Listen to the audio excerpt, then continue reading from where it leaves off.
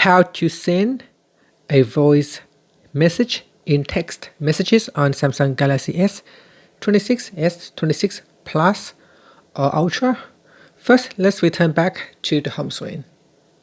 And from the home screen, open up the text messages app. Next, open up the text conversation.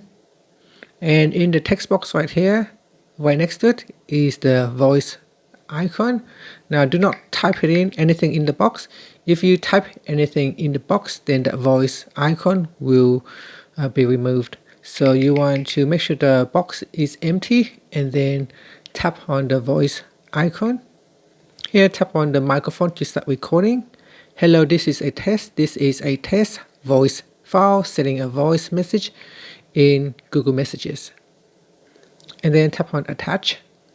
You can preview the file before sending. So tap on the preview button to listen to your preview, and then once you are happy, tap on the attach button and then tap on the send button. And that's it. So that's how you can attach or send a voice message on Samsung Galaxy S26 series. Thank you for watching this video.